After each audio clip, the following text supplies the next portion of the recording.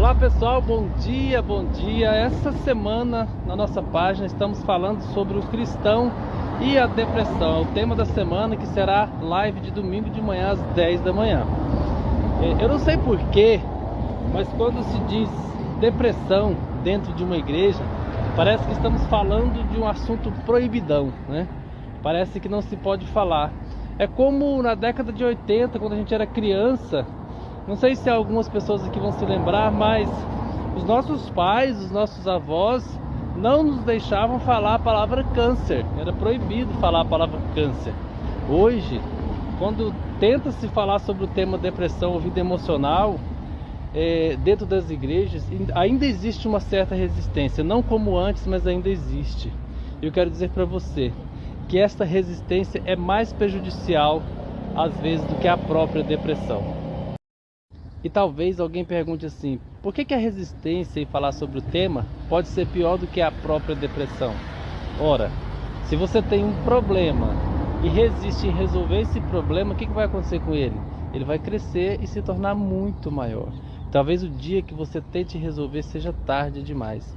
Nós vemos frequentemente casos de pastores com depressão que se suicidam, casos de filhos de pastores com depressão que acabam evoluindo, indo para as drogas e acabam se suicidando também. Existem fatores que fazem com que isso aconteça, e um deles é a sobrecarga, tanto nos líderes quanto nos filhos de líderes. É muito triste de ver e de entender, porque eu já estive do outro lado, então eu posso dizer isso para você, que muitas vezes as pessoas olham os líderes como super-humanos. Eles não são super-humanos, eles são seres humanos como você, cheio de defeitos, cheio de falhas. Muitos não admitem, eu sei. Muitos querem ser super-homens ou super-mulheres e acabam se tornando pessoas cansadas, fadigadas e que não conseguem resolver os seus problemas emocionais, porque não admitem que têm. Eles realmente acham que são super-heróis. Muitos não têm coragem de gritar por socorro porque pensam: se eu pedir ajuda, eu vou demonstrar fraqueza. Como que uma igreja vai confiar em mim para ajudar os seus problemas, sendo que eu não consigo cuidar dos meus? Mas acontece muito disso, de muitas vezes aquele mesmo líder que não consegue cuidar dos seus problemas emocionais ajuda muita gente. E justamente ele está com problemas emocionais porque não cuida de si próprio. A sobrecarga vem porque ele não delega, não coloca pessoas para ajudar, é centralizador e acha que pode resolver todos os problemas sozinho. E acaba resolvendo, ajudando muita gente, muitos casamentos, muitos filhos de outros irmãos, mas às vezes não tem tempo para cuidar dos seus próprios filhos. E então, aonde começa tudo a desandar, e os problemas começam a se amontoar mais e mais.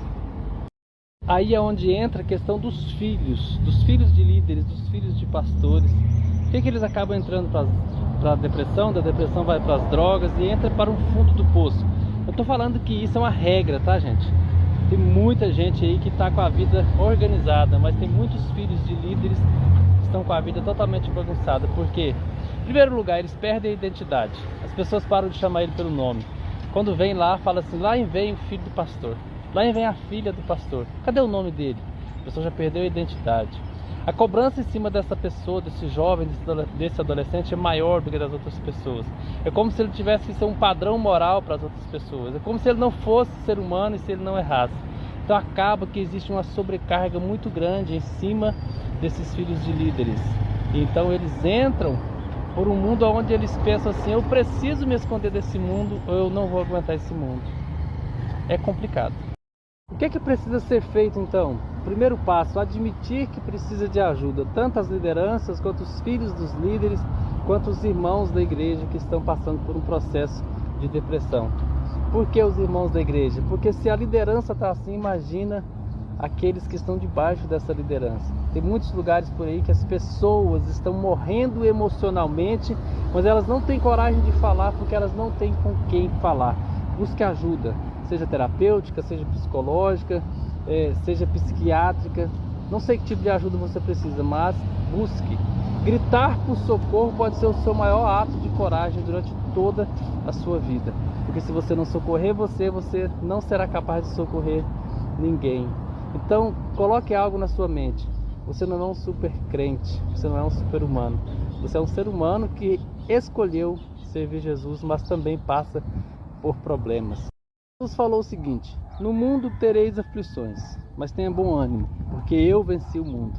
Se nós olharmos para a história bíblica, nós temos Elias, que entrou para a caverna, temos Jonas, que lamentou o dia do seu nascimento, temos Jó, que lamentou o dia do seu nascimento, temos Davi, que disse que as lágrimas eram o seu alimento de dia e de noite. Então nós temos várias histórias de grandes homens de Deus que passaram por momentos de profunda dificuldade emocional. Jesus, ali no Getsêmani, ele chorou e dos seus poros saíam sangue, de tanto que a angústia era grande. E você ia achando: ah, mas eu não posso demonstrar fraqueza. É melhor você demonstrar fraqueza e viver do que você querer ser forte e perecer. Cuide da sua vida emocional. Ser cristão não é um aval para estar livre de problemas emocionais.